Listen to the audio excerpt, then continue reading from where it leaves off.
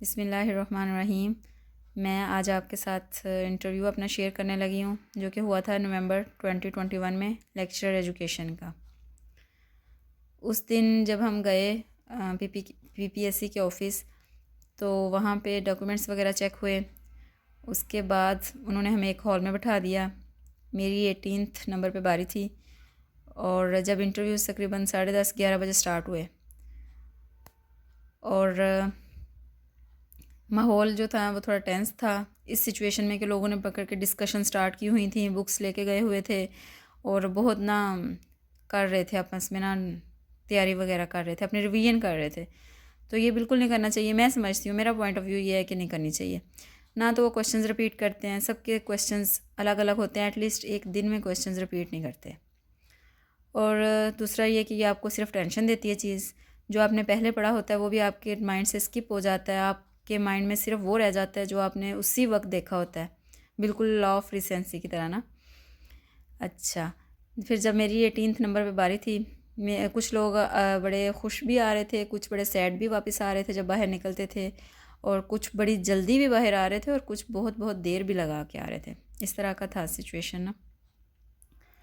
खैर मेरी बारी आई, मुझे अंदर भेजा गया। इंट्रोडक्शन मैंने कहा अस्सलाम वालेकुम सर, अस्सलाम वालेकुम। मैं अंदर एंटर हुई, उन्होंने खुद ही कह दिया बैठ जाएं। 2 मिनट वो आपस में बातें करते रहे। उसके बाद उन्होंने मुझे कहा इंट्रोड्यूस योर सेल्फ। मैंने अपना इंट्रोडक्शन दिया, इंग्लिश में अच्छा प्रिपेयर किया हुआ था, कंप्लीट किया। उसके बाद उन्होंने सिटी पे मुझसे क्वेश्चंस किए, 4-5 क्वेश्चंस किए थे उन्होंने सिटी पे।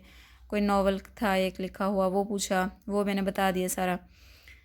फिर ना चेयरमैन साहब ने एक क्वेश्चन किया कि आबादी को कंट्रोल करने के लिए हमारे नेबरिंग कंट्री में से किसी ने एक पॉलिसी बनाई है, किस मुल्क ने वो पॉलिसी बनाई है और वो क्या पॉलिसी है।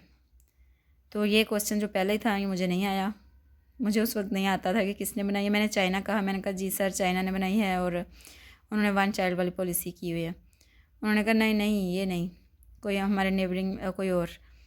तो वो फिर मुझे नहीं आया और उन्होंने ख़ुद ही इसका आंसर बता दिया फिर मुझे कि बांग्लादेश है, और उन्होंने ये कहा है, उनका स्लोगन ये है एजुकेट योर मदर्स। खैर वो मेरा रह गया। उसके बाद उन्होंने पूछा कि ये क्या लाई हैं।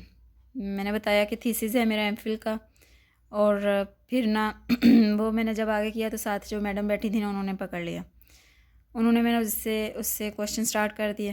पहले टॉपिक पे डिस्कशन हुई थोड़ी सी, फिर उन्होंने मुझे कहा what are the research questions of your thesis. तो वो मेरे 5 थे रिसर्च क्वेश्चन। खैर वो मेरा रह गया। उसके बाद उन्होंने पूछा कि ये क्या लाई हैं। मैंने बताया कि थीसिस है मेरा एमफिल का। और फिर ना वो मैंने जब आगे किया तो साथ जो मैडम बैठी थी ना उन्होंने पकड़ लिया। उन्होंने मैंने उससे क्वेश्चन स्टार्ट कर दिए। पहले टॉपिक पे डिस्कशन हुई थोड़ी सी, फिर उन्होंने मुझे कहा what are the research questions of your thesis. तो वो मेरे 5 थे रिसर्च क्वेश्चन, वो मुझे आते थे, वो मैंने बता दिए। फिर वो मेट्रोलॉजी वाले चैप्टर पे चले गए। वहाँ पे उन्होंने जाके, मेरा चूँकि क्रॉस सेक्शनल रिसर्च था, तो उन्होंने पूछा कि क्या होती है क्रॉस सेक्शनल वर्सेस लॉन्गिट्यूडनल। वो मैंने दोनों का डिफरेंस बता दिया। फिर उन्होंने कहा डिस्क्रिप्टिव और इन्फ्रेंशियल क्या होती है। मेरी डिस्क्रिप्टिव थी ना, यानी उसके अंदर से ही क्वेश्चन निकाल के पूछ रही थी, वो दोनों बता दी। ये डेफिनेशंस मैंने इंग्लिश में बता रही थी और जब एक्सप्लेनेशन जहाँ पे होती थी ना वो मैं उर्दू में चली जाती थी। उसके अलावा उन्होंने फिर ना ये 2-3 और भी बातें पूछी थी। टी टेस्ट का पूछा था, अनोवा का भी पूछा था और एनालिसिस का भी पूछा था और उसके बाद ये भी पूछा लिमिटेशन और डिलिमिटेशन जो आपकी रिसर्च में क्या हैं। यानी मुझसे वैसे डेफिनेशन नहीं पूछी, आपके थीसिस की क्या हैं डिलिमिटेशंस और लिमिटेशंस। खैर वो भी बता दी। उसके बाद उन्होंने क्या कि फिर ना ये पूछा था क्वेश्चन चेयरमैन साहब ने कि आपने कौन सी लेटेस्ट बुक पढ़ी है ना कोर्स के अलावा। तो वो मैंने कहा सर मैंने लेटेस्ट कोई भी बुक नहीं पढ़ी, मैं तो इसी की तैयारी करती रही हूँ और इसी से रिलेटेड, यानी कि मैं अपने सब्जेक्ट से रिलेटेड ही बुक्स पढ़ी हैं। उन्होंने कहा ठीक है। तो वो ये मेरा क्वेश्चन भी रह गया, नहीं मुझे आया। फिर उन्होंने मुझे कहा कि उन्होंने फिर पूछा, फिर मैडम ने दोबारा पूछ लिया कि आपका एजुकेशनल एडमिनिस्ट्रेशन एरिया है, तो आपने एडमिनिस्ट्रेशन की पाकिस्तानी राइटर की कौन सी बुक पढ़ी है, किसी पाकिस्तानी राइटर का नाम बताएं और बुक का भी नेम बताएं। खैर ये भी मुझे नहीं आया। मैंने यही बताया कि मैम ज़्यादातर फॉरेनर जो हैं उन्हीं की बुक्स पढ़ाई जाती हैं, तो हम लोग उनको ही फॉलो करते हैं, वही याद मतलब कोर्स का हिस्सा होती हैं, तो वही मैंने पढ़ी हुई हैं। उनका मैंने नाम बता दिया, अलबत्ता पाकिस्तानी नाम बता सकी। मेरा ये भी रह गया। अच्छा, उसके बाद चेयरमैन साहब ने क्वेश्चन कर लिया कि आप स्कूल में जॉब कर रही हैं तो कॉलेज में क्यों आना चाहती हैं। ये एक सिचुएशनल क्वेश्चन था। इसको खैर मैंने अच्छा आंसर किया। मैंने इसको पहले से प्रिपेयर किया हुआ था कि मैंने थोड़ा सा आपको बताती हूँ कि मैंने किस तरह से करके इसका आंसर दिया था। Sir, although I am already working in school education department and I am enjoying my services there, but at school level I think so I am not growing myself in my subject area too, or I want to grow myself in my subject area too. I want to explore my subject. I want to explore my content knowledge. मैंने कहा leader is a person who influence you beyond the authority, और manager जो है वो influence करता है within the authority. वो authority से ज़्यादा आपको वो नहीं कर सकता। फिर उन्होंने क्वालिफ़िकेशन और एजुकेशन का डिफरेंस पूछा, ये भी मैंने बता दिया। असेसमेंट और एवेल्यूएशन का पूछा और साथ में ये कहा कि आपने एग्जाम्पल के साथ बताना है। खैर ये भी बता दिया। सुपरविजन और इंस्पेक्शन का पूछा, ये भी हो गया। सुपरविजन और ये तो जनरल डेफिनेशन ही थी ना, ये करवा ली। एक्सट्रेनियस वेरिएबल का पूछा, वो भी बता दिया। फिर एथनोग्राफिक रिसर्च में एनालिसिस कैसे करते हैं, हाँ ये क्वेश्चन थोड़ा था कि इसका एनालिसिस कैसे करते हैं। पहले तो पूछा ना एथनोग्राफिक रिसर्च जो है वो कौन सी रिसर्च है, वो मैंने जब बताया ना क्वालिटेटिव रिसर्च है। उन्होंने फिर कहा कि एनालिसिस कैसे करते हैं, वो मैंने बताया कि इसमें थीम्स को आइडेंटिफाई करते हैं, थीमेटिक एनालिसिस करते हैं और फिर उसके कोडिंग करते हैं और उस एट द एंड उनको हम इंटरप्रिटेशन कर लेते हैं। खैर ये भी हो गया।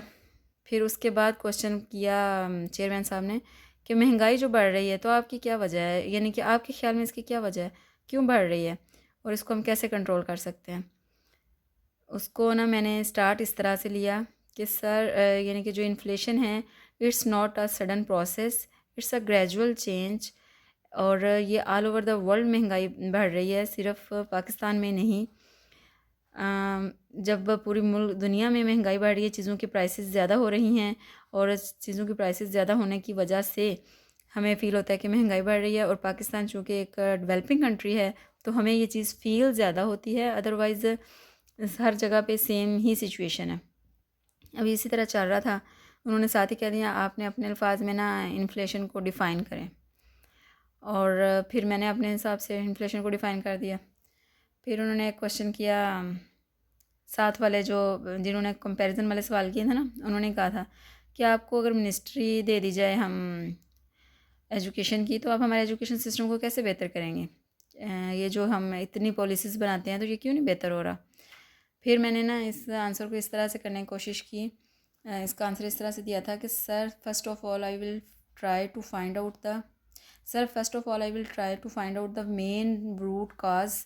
पहले तो मैं रूट कॉज को आइडेंटिफाई करूँगी कि जिसकी वजह से हम स्टेप्स बना लिए थे मैंने कि सबसे पहले तो रूट काज को आइडेंटिफाई करूँगी कि कौन सी वजूहत हैं जो हम ये अपने गोल्स या टारगेट्स जो हैं, जो लिटरेसी है वो अचीव नहीं कर पा रहे हैं। फिर सेकंड नंबर पे I will make the planning, proper planning करूँगी कि कौन कौन से काम हैं, कैसे कैसे करने हैं। और थर्ड नंबर पे मैं करूँगी जो हाँ थर्ड नंबर पे मैंने ये कहा था कि जो पॉलिसीज़ बनी हुई हैं आल दो वो बड़ी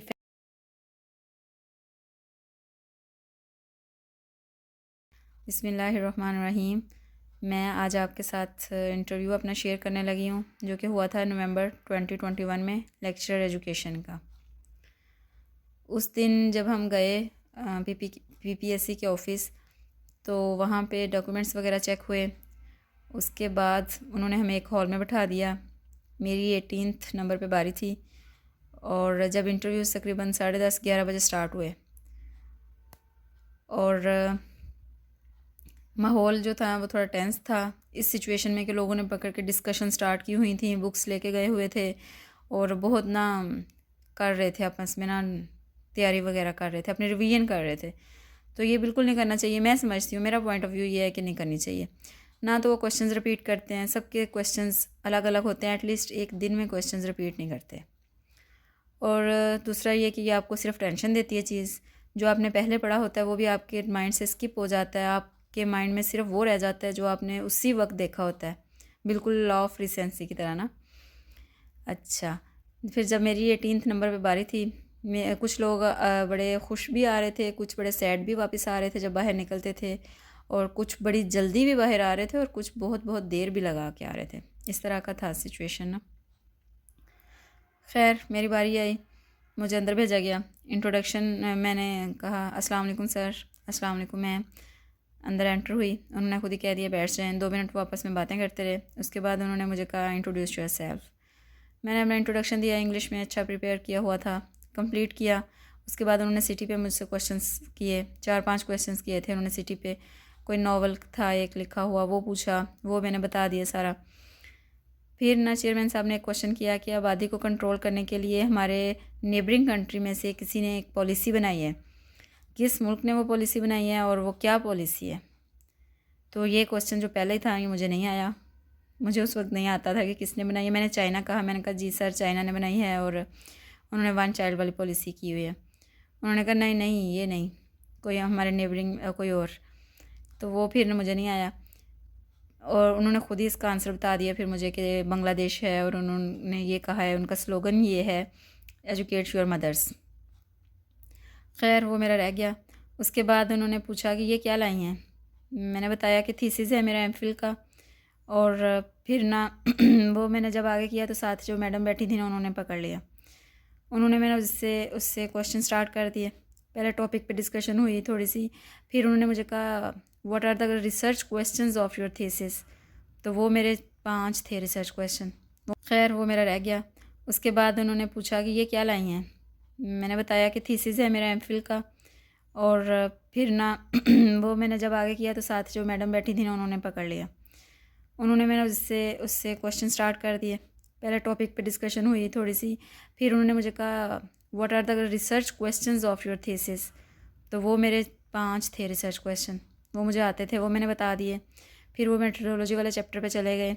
वहाँ पे उन्होंने जाके मेरा चूँकि क्रॉस सेक्शनल रिसर्च था तो उन्होंने पूछा कि क्या होती है क्रॉस सेक्शनल वर्सेस लॉन्गिट्यूडनल। वो मैंने दोनों का डिफरेंस बता दिया। फिर उन्होंने कहा डिस्क्रिप्टिव और इन्फ्रेंशियल क्या होती है। मेरी डिस्क्रिप्टिव थी ना, यानी उसके अंदर से ही क्वेश्चन निकाल के पूछ रही थी, वो दोनों बता दी। ये डेफिनेशंस मैंने इंग्लिश में बता रही थी और जब एक्सप्लेनेशन जहाँ पे होती थी ना वो मैं उर्दू में चली जाती थी। उसके अलावा उन्होंने फिर ना ये 2-3 और भी बातें पूछी थी। टी टेस्ट का पूछा था, अनोवा का भी पूछा था और एनालिसिस का भी पूछा था और उसके बाद ये भी पूछा लिमिटेशन और डिलिमिटेशन जो आपकी रिसर्च में क्या हैं। यानी मुझसे वैसे डेफिनेशन नहीं पूछी, आपके थीसिस की क्या हैं डिलिमिटेशंस और लिमिटेशंस। खैर वो भी बता दी। उसके बाद उन्होंने क्या कि फिर ना ये पूछा था क्वेश्चन चेयरमैन साहब ने कि आपने कौन सी लेटेस्ट बुक पढ़ी है ना कोर्स के अलावा। तो वो मैंने कहा सर मैंने लेटेस्ट कोई भी बुक नहीं पढ़ी, मैं तो इसी की तैयारी करती रही हूँ और इसी से रिलेटेड यानी कि मैं अपने सब्जेक्ट से रिलेटेड ही बुक्स पढ़ी हैं। उन्होंने कहा ठीक है। तो वो ये मेरा क्वेश्चन भी रह गया, नहीं मुझे आया। फिर उन्होंने मुझे कहा कि उन्होंने फिर पूछा, फिर मैडम ने दोबारा पूछ लिया कि आपका एजुकेशनल एडमिनिस्ट्रेशन एरिया है तो आपने एडमिनिस्ट्रेशन की पाकिस्तानी राइटर की कौन सी बुक पढ़ी है, किसी पाकिस्तानी राइटर का नाम बताएं और बुक का भी नेम बताएं। खैर ये भी मुझे नहीं आया। मैंने यही बताया कि मैम ज़्यादातर फॉरेनर जो हैं उन्हीं की बुक्स पढ़ाई जाती हैं तो हम लोग उनको ही फॉलो करते हैं, वही याद मतलब कोर्स का हिस्सा होती हैं तो वही मैंने पढ़ी हुई हैं। उनका मैंने नाम बता दिया, अलबत्ता पाकिस्तानी नाम बता सकी। मेरा ये भी रह गया। अच्छा उसके बाद चेयरमैन साहब ने क्वेश्चन कर लिया कि आप स्कूल में जॉब कर रही हैं तो कॉलेज में क्यों आना चाहती हैं। ये एक सिचुएशनल क्वेश्चन था। इसको खैर मैंने अच्छा आंसर किया। मैंने इसको पहले से प्रिपेयर किया हुआ था कि मैंने थोड़ा सा आपको बताती हूँ कि मैंने किस तरह से करके इसका आंसर दिया था। Sir although I am already working in school education department and I am enjoying my services there, but at school level I think so I am not growing myself in my subject area too, or I want to grow myself in my subject area too. I want to explore my subject, I want to explore my content knowledge. This is there, but at school level I think so I am not growing myself in my subject area too, or I want to grow myself in my subject area too. I want to explore my subject, I want to explore my content knowledge.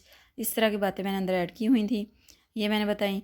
और मैंने साथ में ये भी बताया कि at school level although I have to teach many subjects, but at college level I will be focused on a single subject and मैं इसको अच्छे तरीके से और डीप स्टडी कर सकूँगी और इसको ज़्यादा एक्सप्लोर कर सकूँगी ना। इस तरह के ना 2 मैंने डिफरेंस बताया कि मैं क्यों आना चाहती हूँ। ये ठीक रह गया। और मैंने साथ में ये चीज़ भी ऐड की कि मैं ये समझती हूँ कि जो हमारे कॉलेज के स्टूडेंट्स हैं उनके अंदर कुछ ऐसी चीज़ें इनकलकेट की जाएँ जो उनको फ्यूचर में हेल्पफुल हों ना। तो फिर अगला क्वेश्चन उन्होंने इसी से कर लिया कि आप क्या समझती हैं, कौन सी चीज़ों में बच्चे यानी कि पीछे रह रहे हैं, लैग कर रहे हैं, कौन सी चीज़ें आप इम्प्रूव करना चाहती हैं। तो इस क्वेश्चन का मैंने आंसर इस तरह से किया था कि सर मैंने जो फ़ील किया है या फिर जो देखी जाती है, जो कॉमन प्रैक्टिस है कि कॉलेजेस में कंटेंट नॉलेज पे ज़्यादातर फोकस किया जाता है, स्टूडेंट्स की प्रेजेंटेशन स्किल्स पे, स्टूडेंट्स के प्रोजेक्ट वर्क पे फोकस नहीं किया जाता। तो मैं ये समझती हूँ कि अगर चांस मुझे दिया जाता है तो मैं स्टूडेंट्स के अंदर प्रेजेंटेशन स्किल्स डेवलप करूँगी, जिसकी वजह से जब वो आगे यूनिवर्सिटी लाइफ में जाएंगे तो कॉन्फिडेंट फील करेंगे और वो इस चीज़ से रिलक्टेंट नहीं होंगे, जबकि उनकी पहले से प्रैक्टिस जो हो चुकी होगी। सेकंड नंबर में मैंने प्रोजेक्ट मेथड कहा था। मैंने कहा जब कॉलेज में यूनिवर्सिटी में जाते हैं तो वहाँ पे उनको प्रोजेक्ट्स असाइन होते हैं, तो उनके लिए काफ़ी टफ़ होता है। मैं उनको कॉलेज में ही ये चीज़ें करवाऊँगी, प्रैक्टिस करवाऊँगी, तो ये भी उनके लिए हेल्पफुल होगा।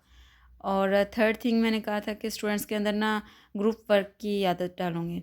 उनको मैं इस तरह से असाइनमेंट्स वगैरह दे दूँगी जो उनको 1 मंथ का टाइम दे दिया जाएगा, ताकि वो खुद से इंटरनेट से एक्सप्लोर करें और एक प्यारा सा टर्म पेपर वगैरह की फॉर्म में मुझे सबमिट करवाएँ। ये उनको एक ऐसा टास्क दिया जाएगा। ये 3 मैंने बताई थी मेन। तो उन्होंने ना यहाँ मुझे रोक दिया और कहा ठीक है। और ना फिर उन्होंने उसके बाद थर्ड मेंबर ने बात स्टार्ट की। उन्होंने खुद ही रेफ़र कर दिया सर की तरफ।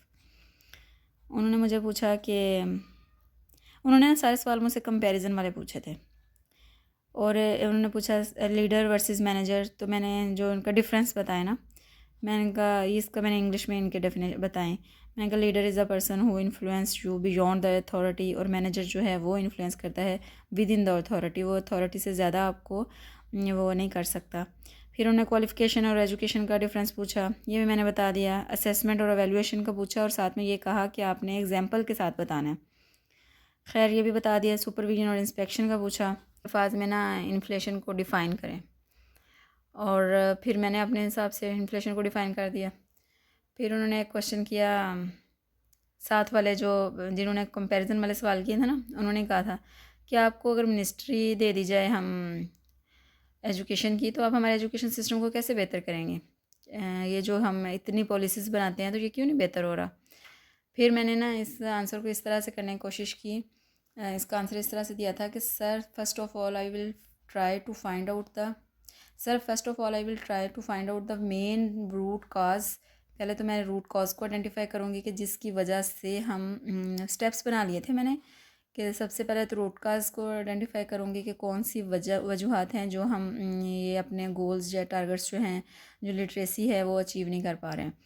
फिर सेकंड नंबर पे I will make the planning, proper planning करूँगी कि कौन कौन से काम हैं, कैसे कैसे करने हैं। और थर्ड नंबर पे मैं करूँगी जो हाँ, थर्ड नंबर पे मैंने ये कहा था कि जो पॉलिसीज़ बनी हुई हैं, आल्दो वो बड़ी इफ़ेक्टिव पॉलिसीज़ हैं और बड़ी रिवाइज्ड और रिफाइंड पॉलिसीज़ हैं, मैं उन्हीं को इम्प्लीमेंट करूँगी। और फिर फोर्थ नंबर मैंने कहा था कि फिर हम उसके बाद एनालिसिस करेंगे कि हमने रिज़ल्ट्स किस हद तक अचीव कर लिए हैं, हो भी रहे हैं या नहीं हो रहे।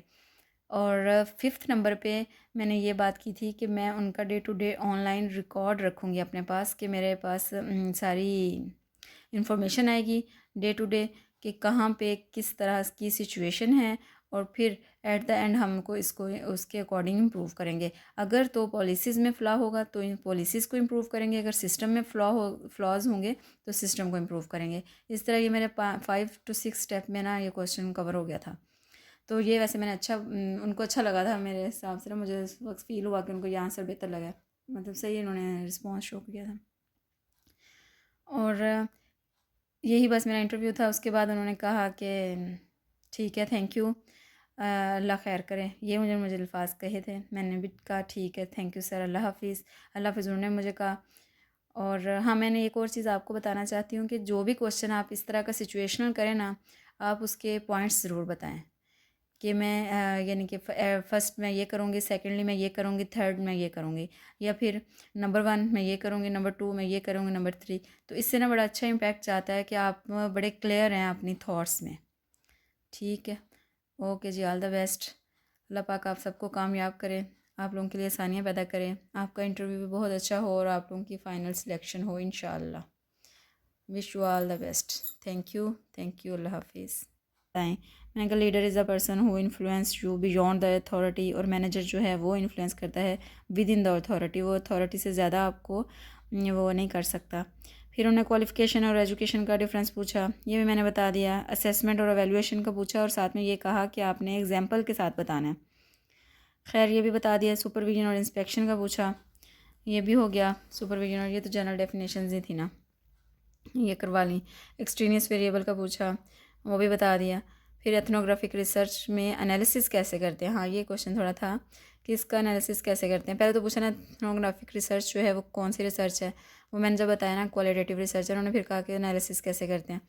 वो मैंने बताया कि इसमें थीम्स को आइडेंटिफाई करते हैं, थीमेटिक एनालिसिस करते हैं और फिर उसके कोडिंग करते हैं और उस एट द एंड उनको हम इंटरप्रिटेशन कर लेते हैं।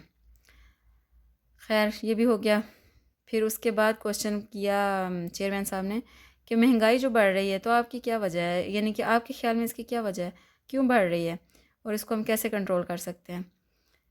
उसको ना मैंने स्टार्ट इस तरह से लिया कि सर यानी कि जो इन्फ्लेशन है it's not a sudden process, it's a gradual change, और ये ऑल ओवर द वर्ल्ड महंगाई बढ़ रही है, सिर्फ पाकिस्तान में नहीं। जब पूरी मुल्क दुनिया में महंगाई बढ़ रही है, चीज़ों की प्राइसेस ज़्यादा हो रही हैं और चीज़ों की प्राइसेस ज़्यादा होने की वजह से हमें फ़ील होता है कि महंगाई बढ़ रही है। और पाकिस्तान चूँकि एक डेवलपिंग कंट्री है तो हमें ये चीज़ फ़ील ज़्यादा होती है, अदरवाइज़ हर जगह पे सेम ही सिचुएशन है। अभी इसी तरह चल रहा था। उन्होंने साथ ही कह दिया आपने अपने अल्फाज में ना इन्फ्लेशन को डिफ़ाइन करें, और फिर मैंने अपने हिसाब से इन्फ्लेशन को डिफ़ाइन कर दिया।